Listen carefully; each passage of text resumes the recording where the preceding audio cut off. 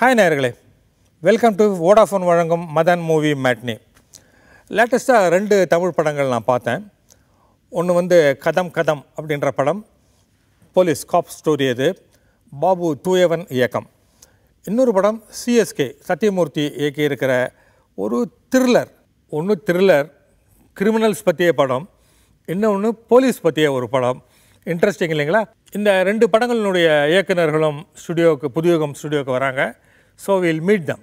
நேயர்களே, புதுயுகம் ஸ்டுடியோவுக்கு சிஎஸ்கே படத்தினுடைய இயக்குனர் சத்யமூர்த்தி, அந்த படத்தில் நடித்த நாராயண், விமல் 2 பேரும் வந்திருக்காங்க.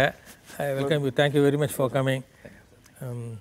ரொம்ப இன்ட்ரெஸ்டிங்கான ஒரு படம் ஒன்று பண்ணியிருக்கீங்க. எப்படி ஃபஸ்ட்டு படம் உங்களுக்கு இல்லையாது? ஆமாம் சார். இல்லை, இதுக்கு முன்னே எங்கேயாவது அசிஸ்டண்ட்டாக ஒர்க் பண்ணியிருக்கீங்களா? ஒர்க் பண்ணியிருக்கேன் சார்.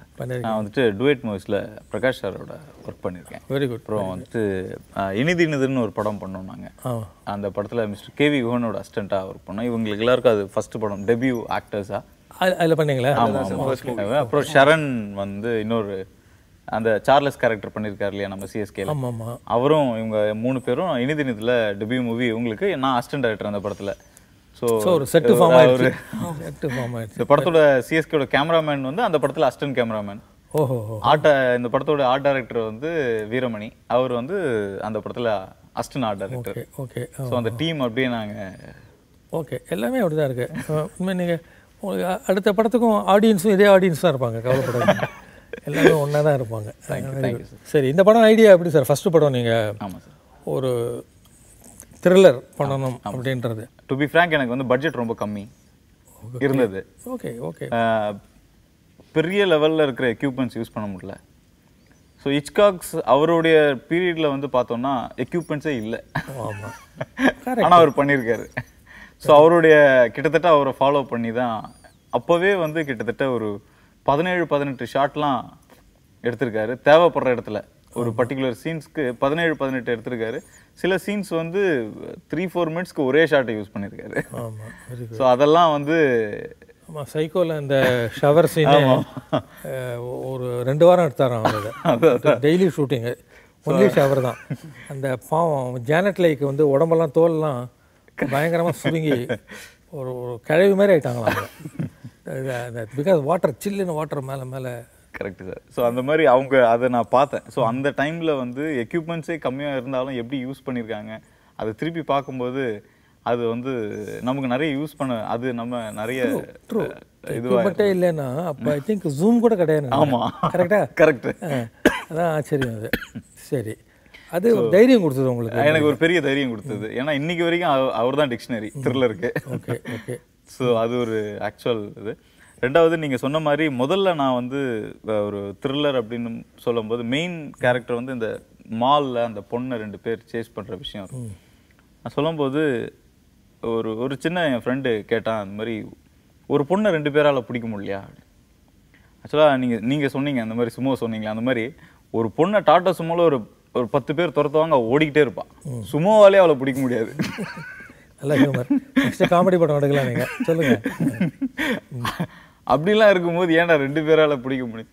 ஸோ அவங்களுடைய கேள்வி எனக்கு கரெக்டாக பட்டுச்சு. ஸோ ஆனால் லாஜிக்கை நம்ம அவங்களுக்கு கிளியர் பண்ணி விட்டோம்னா பண்ணலான்னு சொல்லி அந்த லாஜிக் மட்டும் இல்லை, லக்கும் இருக்கு. அந்த பொண்ணு மாட்டாமல் இருக்கிறதுக்கு அவங்க சைடில் லக்கும் இருந்திருக்கலாம். கரெக்டு. போட்டோ விடுறாங்க அவங்க, அப்படியே எடுத்துக்கூடாது. சொல்லுங்கள். ரெண்டாவது, ஃபஸ்ட்டு படமாக இதை நம்ம செலக்ட் பண்ணோம் அப்படின்னும் போது ஒரு படத்துடைய ஆக்சுவல் நாட்டாக நான் பர்சனலாக ஃபீல் பண்ணி எடுத்தது சார். எல்லார் லைஃப்லேயும் ஒரு சின்ன பிரச்சனை வந்துக்கிட்டே இருக்கும். ஒரு கட்டத்தில் பூகம்பம் மாதிரி ஒரு பெரிய பிரச்சனை வரும். அது எல்லோரும் நம்ம அனுபவிச்சிருப்போம். அந்த பூகம்பம் மாதிரி ஒரு பெரிய பிரச்சனை வரும்போது நம்மளே விட்டுருவோம், அவ்வளோதான் முடிஞ்சு போச்சு நம்ம லைஃப் அப்படின்னு சொல்லி விட்டுருவோம். ஆனால் அந்த பிரச்சனை அதுவாக போயிடும். அப்படி போகும்போது அதுக்கு முன்னாடி இருந்த குட்டி குட்டி பிரச்சனையை சேர்த்து எடுத்துகிட்டு போயிடும். இது நம்ம எல்லாரும் ஃபீல் பண்ணியிருப்போம். இதுதான் மெயினாக ஷஃபி கேரக்டரில் வச்சுருப்பேன். இவங்க 2 பேரும் இப்போ கூட படம் பார்க்காதவங்க, அதில் ஹீரோஸாக வர 2 காலேஜ் ஸ்டூடெண்ட்ஸ், ஐடியில் ஒர்க் பண்ணுற 2 பேர் பாவம் உட்காந்துட்டுருக்காங்கன்னு இப்போது டிவியை பார்த்துட்ருக்காங்க நினைக்கலாம். But I think to know that they are the deadly killers. இந்த படத்தில் வரும்போது எனக்கு அது ஒரு சந்தோஷம். ஒரு பார்க்குறதுக்கு கவர்ச்சியாக இருக்கிற கொலைகாரர்கள்ல, நம்ம படங்களில் கொலைகாரனாக்க ஒரு கொடூரமாக பார்க்குறதுக்கும் இருக்கணும் இல்லை, தப்பான ஐடியா. அது நீங்கள் யோசிச்சு தான் பண்ணீங்களா? இது அதை யாரும் சொல்லலையா? என்னப்பா இவங்களா, எப்பா ஜாக்கிரதை எடுபடாமல் போயிட போகுதுன்னு சொல்லலையா? அதில் அந்த ஃபஸ்ட்டு நான் ஒரு 3 ஷேடில் ஒரு 3 ஷேடில் படம் இருக்கணும் அப்படின்னு சொல்லி நம்ம டீமோடையே டிஸ்கஸ் பண்ணும்போது சொன்னேன். இந்த மாதிரி இவங்களது ஒரு ஒயிட் கலர் க்ரைம் அந்த டீம். ஆமாம். ஷஃபீக்ன்றது கம்ப்ளீட் ராவாக இருக்கட்டும், தூத்துக்குடி அந்த அந்த அந்த பொண்ணு லவ் இது இருக்கட்டும். ஆனால் இது 3ம் கனெக்ட் பண்ணணும் நம்ம. ஏன்னா நம்ம ரியல் லைஃப்லேயும் வந்து அதே ஒரு ட்ரெயினில் ஃபஸ்ட் கிளாஸ்லேயும் ட்ராவல் பண்ணுறோம், ஆமாம், ஜென்ரல் கம்பார்ட்மெண்ட்லேயும் ட்ராவல் பண்ணுறோம். இந்த மாதிரி ஒரு சிங்கிள் ட்ரெயின் தான். ஆனால் அதில் அதே ஸ்டேஷனில் இறங்கினவுடனே ஒருத்தர் ஏசி ரூம்லேருந்து ஒரு மாதிரி இறங்கி அப்படி ஸ்டைலாக எடுத்துகிட்டு போவாங்க அந்த மாதிரி. பட் ஆனால் இது 3 சேர்ந்துருச்சுன்னா நமக்கு அது ஒரு ஓகே வரட்டும். அந்த கலர்ஸ் இருந்தால் நமக்கு படத்துக்கு இன்ட்ரெஸ்டிங்காக இருக்கும் அப்படின்னு சொல்லி தான் அவங்களுக்கு சொன்னேன். இப்போ நீங்கள் அடுத்தது ரயில்வே ஸ்டேஷனில் கதை ஐடியாவை திங்க் பண்ண மாதிரி சொல்கிறாரு. ஒன்று ஃபேக்ட். ஓகே சரி சொல்லுங்கள். அதில் இவங்க மெயினாக சூஸ் பண்ணதுக்கு வந்து அவரோட பர்சனலாக அவர் வந்து கொஞ்சம் ரொம்ப பிடிவாதம் பிடிச்சவர். ஓகே. அவர் நாராயண் வந்து நம்ம இது பண்ணோம் அப்படின்னா அதுக்கு அது நடக்கணும்னா அதுக்கு என்ன வேணாலும் இறங்கிடுவார். ஓகே. பர்சனலாக பாசிட்டிவாக. ஓகே. ஓஹோ. இவர் வந்து ஏன் நீ இதுலேயே அடம் பிடிச்சிட்டு நிற்கிற, வேற ஏதாவது போய் தொழில் பண்ணலாமா, ஏன் நடிக்கிறதுலேயே நிற்கிறேன்னு எல்லாரும் அவங்க வீட்டில் இருக்கிறவங்க எல்லாரும் சொன்னா கூட நான் அதில் தான் இருப்பேன் அப்படின்னு சொல்லி. ஸோ இவங்களோட ஈகோ என்னோட ஈகோவும் தான். ஏதாவது போய் பண்ணிட்டேன் அப்படின்னா இல்லை நான் சினிமாவில் தான் இருப்பேன். இந்த மாதிரி எல்லாரோட ஈகோவும் இந்த கேரக்டராகவே வச்சுக்கிட்டேன். இவங்க 2 பேரும் அந்த கொலைகள்லாம் கூட சுச்சுவேஷனில் தான் பண்ணுறாங்க. பட் ஆனால் அவங்களுக்கு தேவை வந்து டார்கெட், அவங்களோட டார்கெட் வந்து டெவலப் ஆகிட்டு போயிடணும். ஓகே. அந்த தப்பு வெளியில தெரியாம மறைச்சிடணும், அவ்வளவுதான். Having started you have to see it through, இல்லை ரைட் த்ரூ பண்ணி ஆகணும். கொலை பண்ணுற ஐடியான்றது இல்லை. ஆமாம், they want to make money. அதான் இல்லையா? ஷஃபீக்கினுடைய அந்த ஒரு பாய் இருக்காரு, பாஸ் இருக்காரு, அவர் தான் ஒரு ஈவில் அப்படின்றது வரல, ஸ்மக்லர் தான்றது காமிச்சிருக்கீங்களே தவிர அவர் என்னதான் வில்லன். அவர் பனிஷ்மெண்ட் எல்லாம் பயங்கரமாக பண்ணுறாரு. மாஃபியாவில் கொடுக்குற மாதிரி ஒரு பனிஷ்மெண்ட்டு. அது ஒரு பக்கம். அந்த அப்படிப்பட்டவர்ன்றவர் வந்து அந்த கேரக்டர் இன்னும் கொஞ்சம் பார்க்குறதுக்கு கொஞ்சம் சாஃப்டாக இருந்தது. அவ்வளோ ஸ்ட்ராங்காக ஒரு கொஞ்சம் அவரையாவது கொஞ்சம் பண்ணியிருக்கலாம் நீங்கள். அதாவது இல்லையா, ஒரு பாயின்றவர் வந்து பயங்கரம். நம்ம சில பேர் கிட்ட போனோடனே ஒரு சின்ன பயம் ஒன்று வருமோன்னு அவர் நிமிர்ந்து பார்த்தாருலாம். அது இல்லை அந்த படத்தில். கரெக்ட். அவர்கிட்ட ஏன் அது மாதிரி இதாகிடுது? இல்லை, அது கரெக்டு. அது ஆக்சுவலாக நான் பர்சனலாக இது படம் பார்த்துட்டு எனக்கும் அந்த ஃபீல் வந்து உங்களுக்கு அது அவசியம் இல்லைன்னு பட்டிருக்கு. அதாவது கெட்டவன் நல்லவன்றது முகத்தை வச்சா இல்லை மேனரிசம் வச்சா இல்லையா, இட்ஸ் அ மைண்ட் இல்லையா? அது ரகசியமாக இருக்கிற பிரெயின் தானே உங்களை நிர்ணயிக்கிறது கெட்டவனா நல்லவனான்னு இல்லை. எனக்கு அந்த கேரக்டர் அதான் நான் ஏன் ரொம்ப டெவலப் பண்ணிட வேணாம்னு நினைச்சேன் சார், ஆக்சுவலாக சொல்லணும்னா. Okay okay. ஏன்னா அது கொஞ்ச நேரத்தில் இவங்க 2 பேர் மேலே படம் ட்ராவல் ஆகிட போகுது. சரி. ஸோ அது ரொம்ப ஸ்ட்ராங் பண்ணி விட்டுட்டு கரெக்ட் தான் ஆடியன்ஸ்க்கு ஏன் அவங்க மேலே திரும்பி அது ஏன் துண்டா விட்டுட்டோமோ அப்படின்ற அவங்க மைண்ட் வந்துட்டு போகுதுன்னு சொல்லி அந்த பர்டிகுலர் சீனுக்கு அவர் தேவை, அவ்வளோதானே தவிர அப்படின்றதுனால அவரை கொஞ்சம் டல்லாக தான் வச்சேன் வேணும். ஏன்னா அவரோட ஆக்ஷனும் பார்த்தீங்கன்னா அவர் ஒன்லி எதிர்பார்க்கறது விசுவாசம் ஒன்று தான். அவ்வளோதான், சொல்கிற வேலையை கரெக்டாக முடிக்கணும்ன்றது தான். அவர் டைலாக்லேயே சொல்கிறாரு இல்லை, இதை பண்ணேன்னா உனக்கு செய்வேன்றதை மோர் தென் ஒன் சொல்கிறாரு. கரெக்டாக பண்ணேன்னா உனக்கு என்ன வேணுமோ அதெல்லாம் நான் செய்வேன், இல்லைன்னாக்கா விடமாட்டேன் ஒன்றுன்ற ஒரு அது 2 இடத்துல 3 இடத்துல சொல்கிறாரு. பட் ஸ்டில் எனக்கு இந்த ஒரு பிரம்மாண்டமான விஷயத்தை புதுசாக வர ஒரு ஆள்கிட்ட மாதிரி கொடுப்பாங்களான்ற ஒரு இது. நீங்கள் அதுக்காக இன்னொரு இடத்துல டைலாக் அதையும் டைலாக வச்சுருக்கீங்க நீங்கள் இல்லையா? ஃப்ரெஷ்ஷாக ஒரு ஆள் தேவைப்படுறது நம்பிக்கையாக இல்லையா? போலீஸு நம்ம மேலே ஊருக்கு ஒரு கண்ணு வச்சுருக்காங்கன்னு ஒரு உங்களுக்கே தோணவே தானே எல்லாம் பண்ணுறீங்க. இதில் இன்னும் 2 விஷயங்கள், மியூசிக்கு, எடிட்டிங். நல்ல ஒரு படத்துக்கு த்ரில்லருக்கான எடிட்டிங் இருந்தது. அது மியூசிக்கு எனக்கு மியூசிக்கு சாங்கு நான் எதிர்பார்க்கல, இல்லை சாங்கே இல்லை எக்ஸப்ட் ஒரு இடத்துல அந்த இடம் நல்லா தான் இருந்தது. நீங்கள் கரெக்டாக பிளேஸ் பண்ணிருக்கீங்க ஒரு சாங்ன்ற வரும்போதும். ஃபைனல் இதில் போகும்போது இது எல்லாத்துக்கும் நடுவில் ஒரு காதல், அந்த தேடல் இல்லையா, அந்த ஆதங்கம், அந்த வெறி ஒன்று இருக்குது. ஸோ மெனி திங்ஸ் ஆர் ஹேப்பனிங்னும் போது இட்ஸ் வெரி பவர்ஃபுல் எமோஷன் ஒன்று. இந்த கார்த்திகான்ற அவங்கள தேடிட்டு நீங்கள் போகிற அந்த இது அங்கே மட்டும் மியூசிக் போடுறது நல்லா. அந்த பாட்டும் நல்லா தான் இருந்தது. மியூசிக் டைரக்டர் ஃபர்ஸ்ட் டைம் பண்ணுறாரு. ஃபர்ஸ்ட் அவருக்கு டெபியூ மியூசிக். ஓகே. அந்த நீங்கள் சொன்ன அந்த பர்டிகுலர் ஏரியா வந்து உண்மையிலேயே ரொம்ப கஷ்டமான ஒரு இடம் தான். லைட்டிங் நல்லா பண்ணிங்க மோட்டார் சைக்கிளில் போகும்போதெல்லாம் அந்த எஃபெக்டெல்லாம் இருந்தது. நைட் எஃபெக்டும் இருந்தது. அவருக்கு இருட்டை நீங்கள் ரொம்பவும் வெளிச்சம் மாற்றலை. ஆமாம், இருட்டை மெயின்டைன் பண்ணியிருக்காரு கேமராமேன். அதே சமயம் அவர் அந்த தேவையான லைட் வரும்போது தேவையான லைட்டை நல்லா பண்ணியிருந்தார். ஆமாம் சார். இப்போ சாங் ஆக்சுவலாக சாங் வைக்கக்கூடாதுன்னு இல்லை சார் எனக்கு. ஏன்னா நம்மளோட நம்ம தமிழ் கல்ச்சர்லேயே வந்து எல்லா புராணமும் எசேவா இல்லை, எல்லாமே பாடலாக தான் இருக்குது. ஸோ அது நம்ம இதுலேயே நம்ம பிளட்லேயே இருக்குது சாங்கு. மியூசிக் டைரக்டருக்கு என்ன சேலஞ்சாக கொடுத்தேன்னா, நான் வந்து இது வந்து ஒரு அந்த ஹீரோ அவன் அந்த சார்லஸ் வந்து அந்த பொண்ணை தேடி வர அந்த சீக்வன்ஸ் வந்து நம்ம ஒரு ஃபோக் மிக்ஸ்டாகவே இருக்கட்டும். அதுக்கப்புறம் அந்த ஷஃபிக்கோட ஏரியாவுக்கு வரும்போது ஒரு கொஞ்சம் அரேபியன் டோன் போங்க, ப்ளஸ் இவங்க கிட்ட வரும்போது ஃபைனலாக அந்த வெஸ்டர்னில் முடிங்க அந்த சாங்கை அப்படின்னு சொல்லி நான் ரொம்ப சிம்பிளாக சொல்லிட்டு வந்துட்டேன் அவருக்கு. பட் ஆனால் அவரோட அந்த அவருடைய பேக்ரவுண்ட் ஸ்கோரும் இருந்தது. சில இடங்களில் ஒரு சைலன்ஸ் எல்லாம் கூட மெயின்டைன் பண்ணி நல்ல திறமையோடு பண்ணியிருக்காரு. அஃப்கோர்ஸ் நீங்கள் ரொம்ப மினிமல் மியூசிக்ன்றது இங்கே ரொம்ப டிஃபிகல்ட்டு. இங்கே தமிழ் சினிமாவில் இன்னும் ஃபுல்லும் வரலை. மற்றபடி நல்ல மியூசிக் தான். டூ யூ திங்க் நீங்கள் ஒரு அசிஸ்டன்ட் டைரக்டராக ஒர்க் பண்ணது வந்து பெரிய அளவில் உங்களுக்கு ஹெல்ப் பண்ணிட்டுன்றீங்களா, இல்லைன்னா you are able to visualise scenes? இது நீங்கள் அசிஸ்டன்ட் டைரக்டராக இல்லாமையே இந்த படம் நீங்கள் பண்ணியிருந்தா கூட இதெல்லாம் விஷுவலைஸ் பண்ணிருப்பீங்களா? கண்டிப்பாக எனக்கு எல்லாமே யூஸ் ஆச்சு சார். ஆக்சுவலி பேசிக்காக நான் வந்து ஒரு ஓவிய கல்லூரியில் படித்தேன். ஓஹோ, காலேஜ் ஆஃப் ஆர்ட்ஸில்.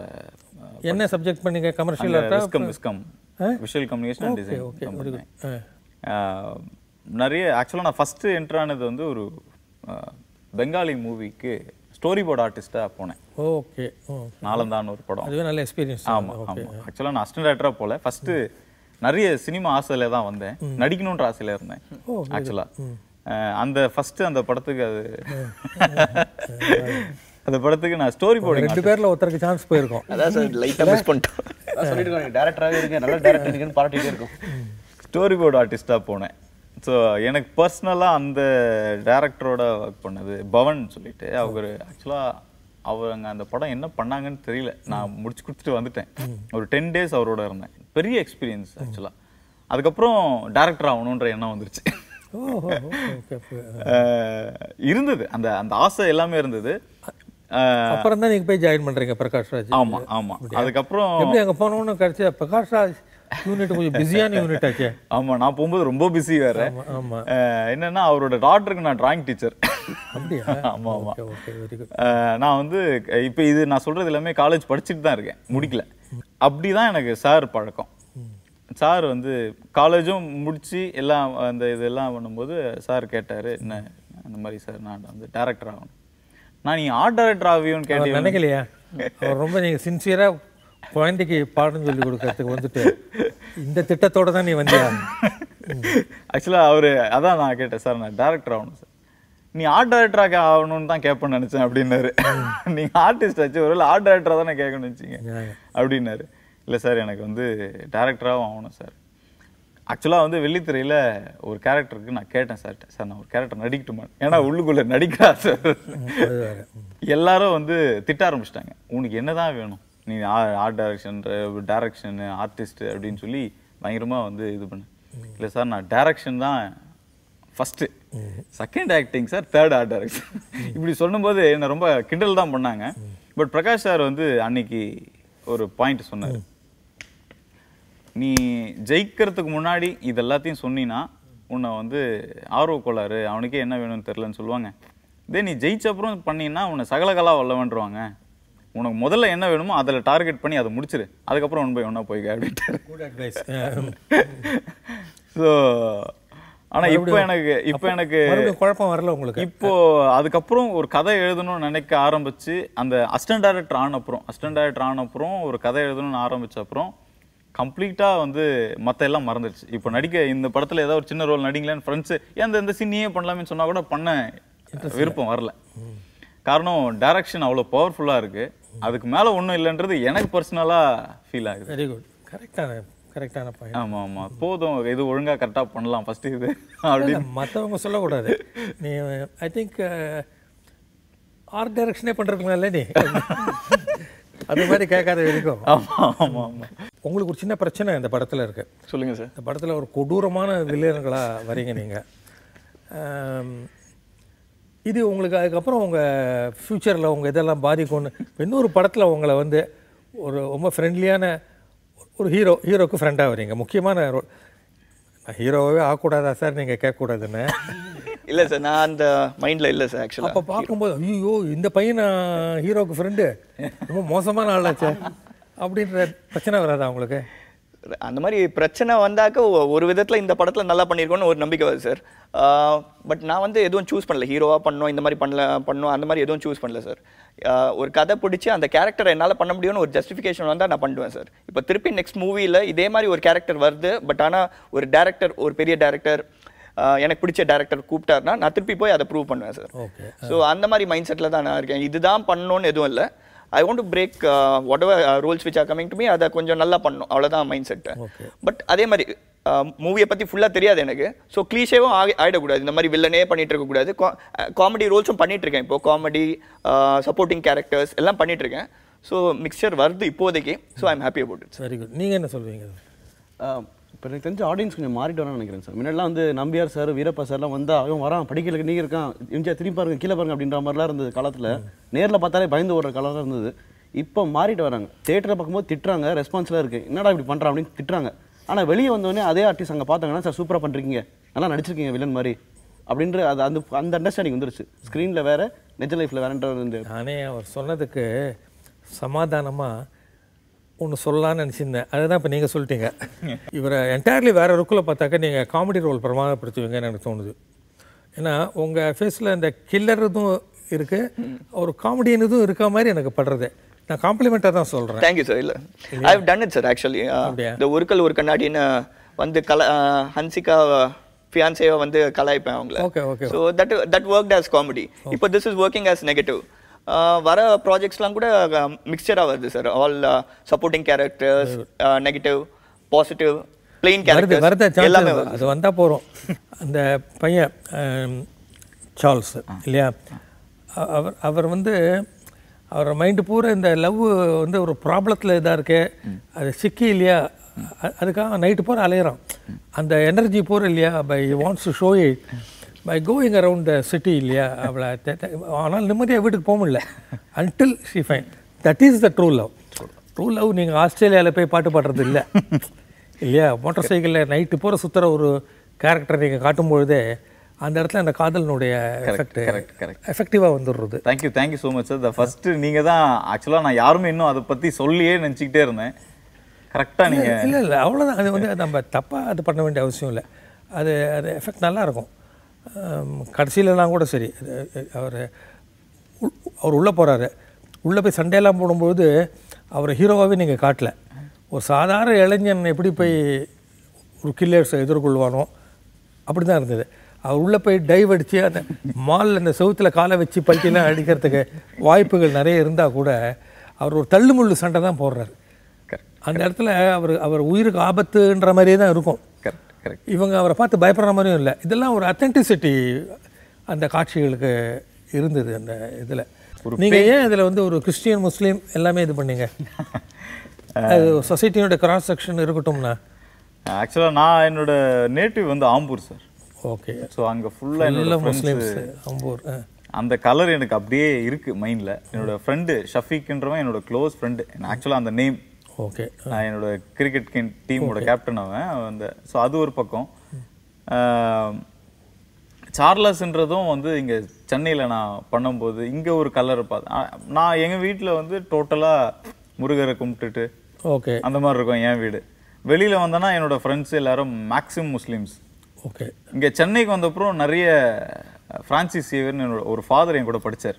ஓகே. ஃப்ரான்சிஸ் சேவியர்னு சொல்லிட்டு காலேஜ் ஆஃப் ஆர்ட்ஸில் வாஸ் அ ஃபாதர். அவர் ரொம்ப நாளாக எனக்கு தெரியாது அவர் ஃபாதர். Okay okay. ஒரு நாள் வந்து சண்டே கையில் காசு இல்லை, அவர் ஃபோன் அடித்தார். என்ன சார்னா காசு இல்லைண்ணே, சாப்பிட கஷ்டமாக இருக்குது அப்படின்னா, சரி வா இங்கே வா அப்படின்னாரு. சர்ச்சுக்கு வர சொல்றாரு, ஏதோ அங்கேயோ ஏதாவது சர்ச்சில் ஏதாவது யாராவது சாப்பாடு போடுவோம் இருக்கு, அது கூப்பிட்டுருக்காரு. அப்பதான் தெரியும் உங்களுக்கு. போனா அவர் ஃபுல்லா அந்த ஒயிட் இதோட நிக்கிறாரு, நீங்க பாக்குறா அப்படின்னு. ஏன்னா அது வரைக்கும் எங்களுக்கு தெரியாது. ஓகே. ஸோ அந்த மாதிரி நிறைய ஃப்ரெண்ட்ஸ், எனக்கு அந்த மாதிரி ஃப்ரெண்ட்ஸ் எல்லாம் கிடைச்சது மேபி நம்ம அது எல்லாமே அந்த கலர்ஸ் எல்லாமே மைண்ட்ல ஃபிக்ஸ் ஆயிடுச்சு. ப்ளஸ் இன்னும் சொசைட்டி அப்படின்னாலோ ஏன் இந்தியா அப்படின்னாலே இந்த மல்டி கல்ச்சரல் இது இருக்கிறது தான். நீங்கள் டக்குன்னு ஒரு அட்ராண்டம் ஒரு ரோட்டில் ஒரு 4 பேரை கொத்தா தூக்கினீங்கன்னா அதில் வந்து எல்லாம் ஒரே ஜாதியாக இருக்க மாட்டோம், ஒரே ரிலிஜனாக இருக்க மாட்டோம். வேற ஆப்கானிஸ்தானில் எல்லாமே முஸ்லீம்ஸ் தான் இருப்பாங்க இல்லையா? அமெரிக்காலேயோ இல்லை யூரோப்பில் போனீங்கன்னா எல்லாமே கிறிஸ்டியன்ஸ் தான் இருப்பாங்க. இந்தியாவில் மட்டும்தான் அந்த கிராஸ் செக்ஷன் அந்த அது கொஞ்சம் திணிக்காம அது படத்தில் அந்த கலர்ஸ் அவ்வளோ இருந்ததுன்னா நம்ம ரியலாக நம்ம லைஃப்ல எப்படி இருக்குமோ அப்படி இருக்குமோன்ற ஃபீல் எனக்கு இருந்தது. ஏன்னா நம்ம அப்படிதான் இருக்கோம், நம்ம கூட படிக்கிறவங்க எல்லாருமே மிக்ஸ்டாக தான் இருக்கும். ஏன்னா நீங்கள் ஷஃபீக் லவ் அஃபேரும் காட்டலை, அந்த பொண்ணை பிடிச்சிருக்கு தான், ரொம்ப குடும்ப பாங்கான பொண்ணு, அந்த பொண்ணை கல்யாணம் பண்ணிக்கணும்னு முடிவு பண்ணிடுது, அது நல்லபடியாக நடக்கணும் அவ்வளோதான். ரொமான்ஸ்னு நீங்கள் காட்டவே இல்லை இல்லையா? அப்படியும் இருக்குது. ஸோ இது எல்லாமே சேர்ந்து இந்த படத்தை வந்து ஒரு ஐ ஒன்லி ஹோப் இந்த படம் வந்து சில பேர் இந்த நம்மளுடைய தமிழ் சினிமாவுடைய பரபரப்பு அப்படின்னு எதிர்பார்த்துக்கிட்டு போகக்கூடாது. லைஃப்பில் வந்து ரியல் சஸ்பென்ஸுன்றது வெயிட்டிங் தான். உங்கள் வீட்டில் ஒரு கொலைகாரன் உள்ளே போந்து உங்கள் வீட்டுக்குள்ளே நீங்கள் இருந்தீங்கன்னா மேபி ஒரு 3.5 மணி நேரம் நீங்கள் கணத்துக்குள்ளே ஒளிஞ்சின்னு இருக்கலாம் இல்லையா? Nothing will happen. கரெக்ட். அந்த தருணங்கள் வந்து பயங்கரமான தருணங்கள். எந்த நிமிஷமும் அவன் தாண்டி போகும்போது எட்டி பார்த்தான்னா உங்களை பிடிச்சிட முடியும்ன்றது அந்த இது நீங்கள் கொண்டாந்துருக்கீங்க, அந்த ஒரு காம்ப்ரமைஸ், அந்த ஒரு இதை. அந்த டெபு ஃபஸ்ட்டு படம்னு பார்க்கும்பொழுது எனக்கு நிறைய ஹோப் இந்த படம். நீங்கள் டெஃபினெட்லி உங்களுக்கு ஒரு நல்ல ஃப்யூச்சர் இருக்குது அப்படின்றது. Both of you also role, உங்களுக்கு கொடுக்கப்பட்ட அந்த ரோலை வந்து நல்லா பண்ணிருக்கீங்க. I hope you get good roles. Congratulations. Thank you so much sir. Thank you so much sir. Thank you. நேயர்களே, இன்னொரு படம் ஒன்று ஓடிட்டுருக்கு. ஒரு விதத்தில் பார்த்தா அது ஒரு இன்ட்ரெஸ்டிங்கான ஒரு படம், இன்னொரு விதத்தில் பார்த்தா அது என்னங்க நிறைய இது மாதிரி படம்லாம் வருதே அப்படின்னு நீங்கள் சொல்லுவீங்க. அதாவது ஹாலிவுட்டில் த காப் ஸ்டோரின்னுவாங்க, த போலீஸ்காரரின் கதை. இது மாதிரி படங்கள் நிறைய போலீஸ் ஸ்டோரி பார்த்துருக்கோமேன்னு சொல்லுவீங்க. இல்லை, இந்த படத்தில் வர போலீஸ் வந்து இந்த இயக்குனர் பாபு இன்னும் கொஞ்சம் டீப்பாக போயிருக்கார். ஒரு கேரக்டர், அந்த கேரக்டர் எப்படி இருக்காருன்றது நீங்கள் படத்தை பார்த்தீங்கன்னா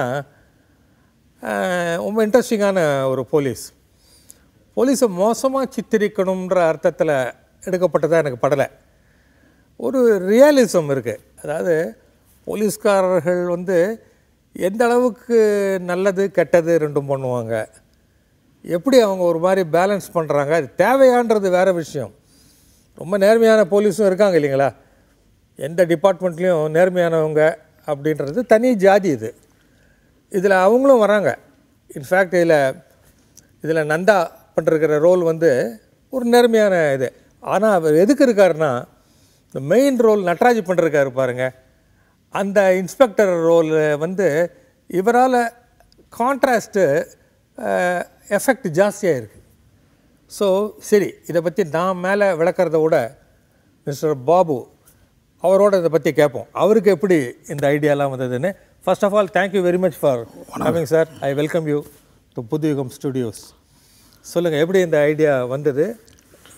இல்லை, எப்போவுமே நீங்கள் எப்படி இதுக்கு முன்னால் என்ன பண்ணிட்டு இருந்தீங்க? நான் திரைப்பட கல்லூரியில் போய் டிஎஃப்டி படித்தேன் டைரக்ஷனில். அப்படியா? அதுக்கப்புறம் சீரியல் ஒன்று தயாரித்தேன். அப்படியா? அதுக்கப்புறம் இப்போது இந்த படம் இயக்குறேன். ஓஹோ, சீரியல். அதுக்கப்புறம் ஆமாம், சீரியல் தயாரித்தேன், டைரக்ட் பண்ணலை. இதுதான் முதல் படம் நீங்கள் டைரக்ட் பண்ணுற இதுதான். ஓகே, முதல் படத்தை ஒரு போலீஸ் படமாக இருக்கணும்னு நீங்கள் முதல்ல முடிவு பண்ணி வச்சிட்டிங்களா? இல்லை, போலீஸுங்கிறது எப்போவுமே எவர்கிரீன் சப்ஜெக்ட்டு. அதனால் போலீஸ் படம் கொஞ்சம் வெற்றி பெறும் அப்படின்றதுல எனக்கு கொஞ்சம் நம்பிக்கை ஜாஸ்தி. அதில் போலீஸில் வேறு ஏதாவது ஒரு ஆங்கிள் சொல்லணும் அப்படின்னு ஆசைப்பட்டேன். எல்லா போலீஸ் கதையிலும் ஒரு பொலிட்டீஷியனோ இல்லை ஒரு பவர்ஃபுல்லான ஒரு ஆள் வில்லன் இருப்பான், அவனுக்கு எதிராக போராடுவாங்க.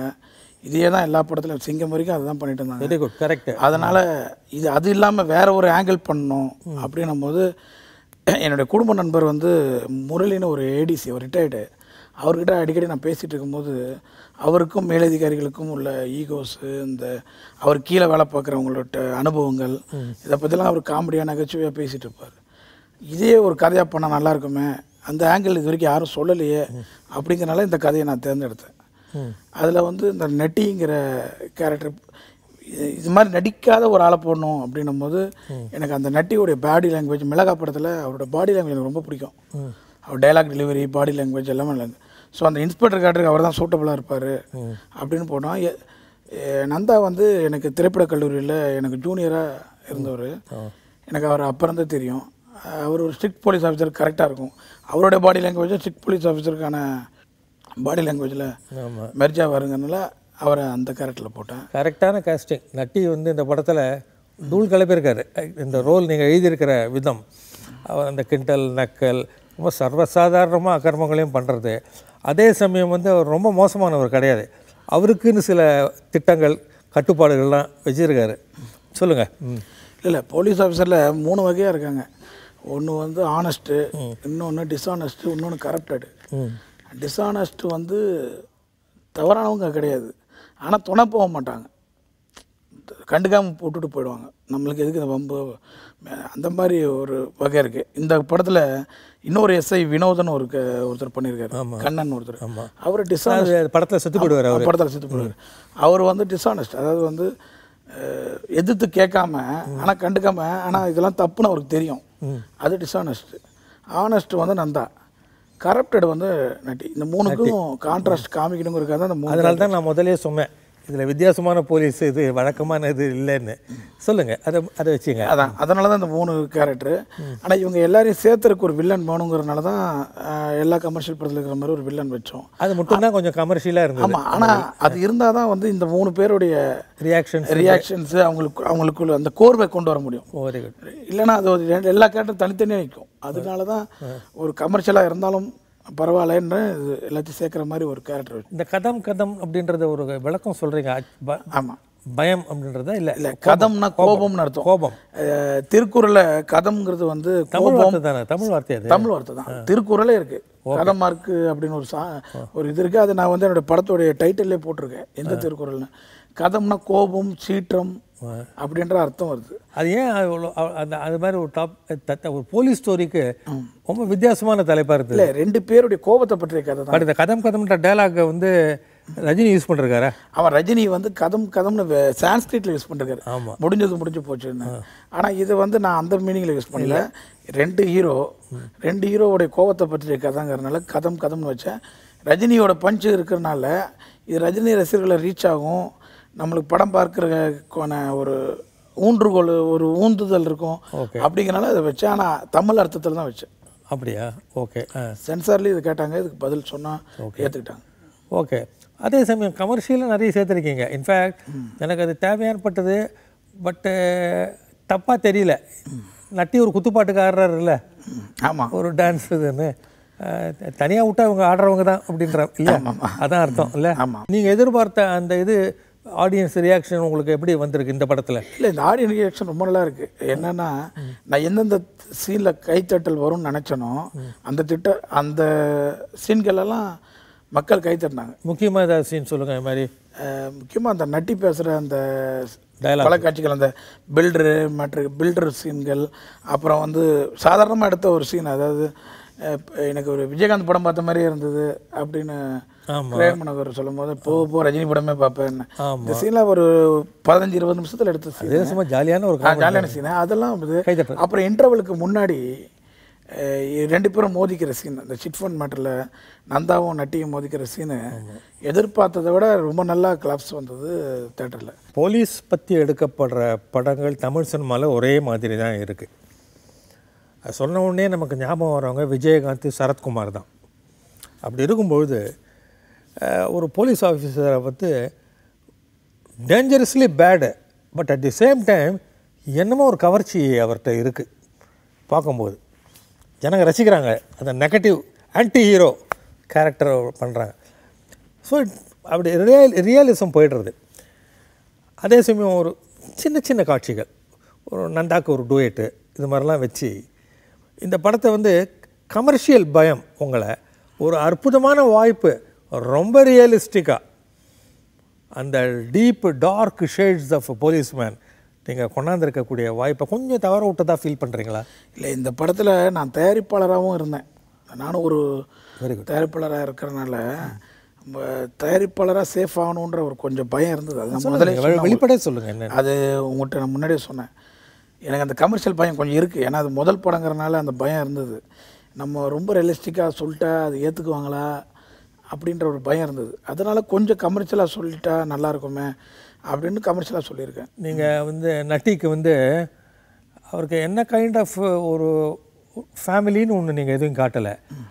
அதே சமயம் அவங்களுக்கு ஒரு ஒரு என்ன சொல்கிறது, கொஞ்சம் ஒரு ப்ராஸ்டிடியூஷன் சூழ்நிலையில் இருக்கிற ஒரு பெண்ணோட ஒரு டீசெண்டான நட்பு இருக்குது. அவங்க வந்துட்டு போகிறது ஒரு ரெகுலரான நட்பே அவர் வச்சுருக்காரு. கனிவாக இருக்கார் இல்லையா? இதெல்லாம் வித்தியாசமான ஒரு சீன்ஸு தமிழ் படத்தில் நான் பார்த்ததில்லை. அதனால தான் கேட்டேன். இதை வந்து நீங்கள் எல்லாத்தையுமே தொட்டிருக்கீங்க இது வரைக்கும். ஆமாம், எல்லாத்தையும் தொட்டிருக்கேன். அது இன்னும் கொஞ்சம் டீப்பாக போகிறதுக்கு கொஞ்சம் இந்த முதல் படங்கிறதுனால எனக்கு கொஞ்சம் இந்த ஒரு சின்ன பயம் இருந்தது. அந்த பயத்துக்கு காரணமாக தான் நீங்கள் சொன்ன ரேஞ்சுக்கு போக முடியல. இல்லை அந்த கெப்பாசிட்டி உங்ககிட்ட இருக்குன்றதுக்காக தான் நான் சொல்ல வந்தேன். நீங்கள் அந்த தைரியமும் அந்த பொருளாதாரமும் உங்களுக்கு கிடைக்கணும். அடுத்த படங்கள் பண்ணும்போது நீங்கள் வெற்றிகரமாக கையாள முடியும்னு நான் நினைக்கிறேன். ரொம்ப நன்றி. ஏன்னா இந்த படம் வந்து ஒரு ஒரு ஒரு கண்டினியூஸாக ஒரு விறுவிறுப்பாக போகிற ஒரு படம் தான். படத்தை பார்க்கும்போது எங்கேயுமே தொய்வு இல்லாமல் அந்த இன்ஸ்பெக்டர் அடா அப்படின்னு இப்படி ஒரு கேரக்டர் வந்து ஒரு ரசிப்புக்குரிய ஒரு கேரக்டராக நீங்கள் கிரியேட் பண்ணியிருக்கிறது பாராட்டப்பட வேண்டிய ஒரு விஷயம். நன்றி sir. So thank you so much for thank you sir. coming. So நேயர்களே, that's all for this week. We'll see you again next week, same time. Till then, bye-bye.